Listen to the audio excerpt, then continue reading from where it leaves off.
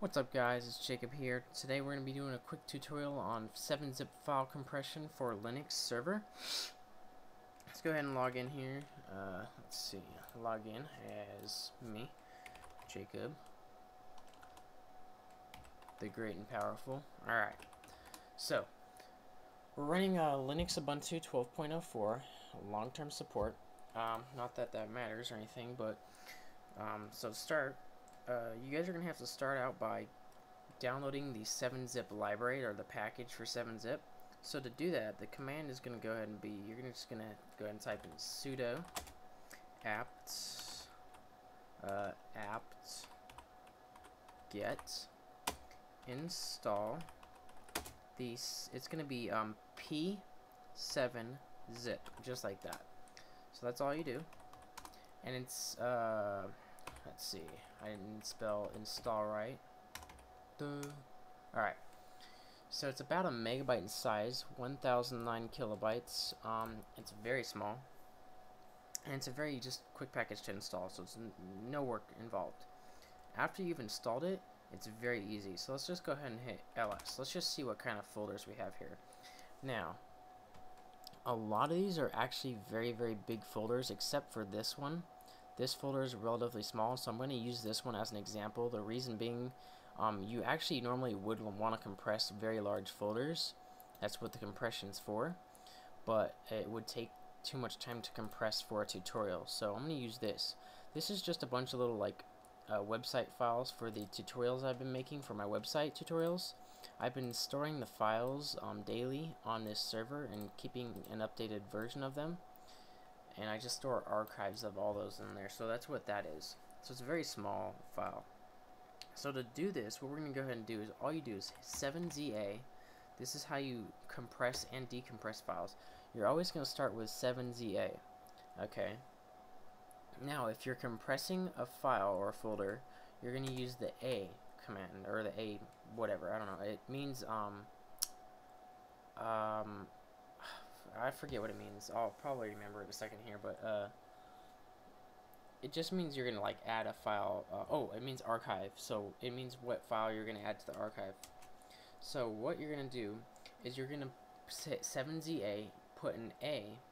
This is what you do when you're compressing files, and you're gonna put the new file name. The file that it's gonna make, the 7-zip file, you're gonna put a name for that file. You can call it whatever you want to call it. I'm just gonna call mine a new file.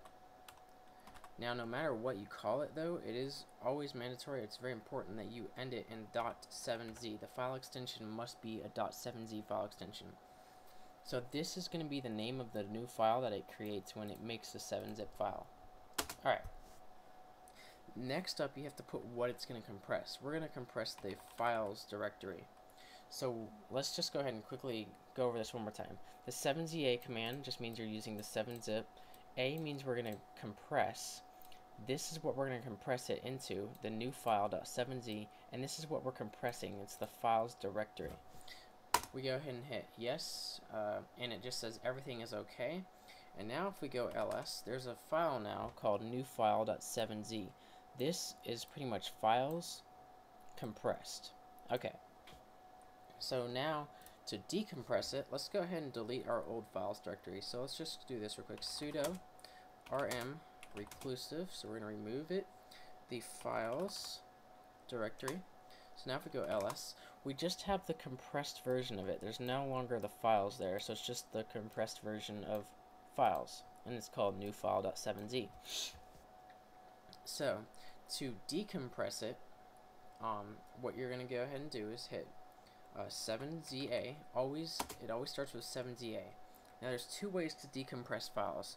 One is to use the X option, and the other is to use the E option. 99% of the time, you're going to want to use the X option, and I'll show you the difference between the two. So all you do is hit 7ZA.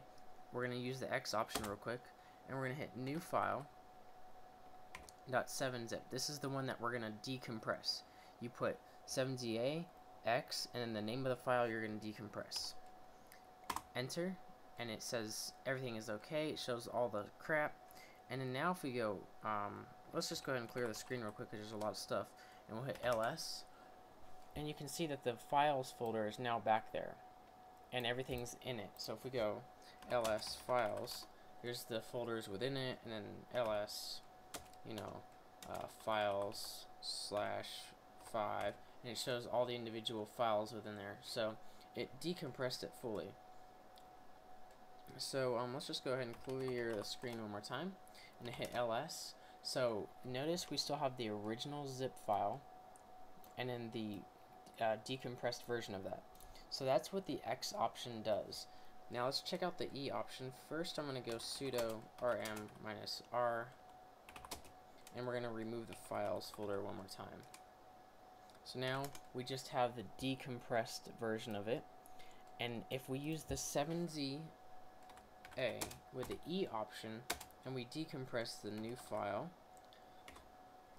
this is a different way of decompressing it. Basically what it's going to do is it's going to take all the files that were in there and it's going to write them to the directory. It's not going to use folders. So it's kind of, I'll show you. Now we have different files in there that were the same name but in different folders, so that's what it's saying right now. We have files that are going to be having the same name and we're writing them to the same directory. So I'm going to use the U option, which renames them.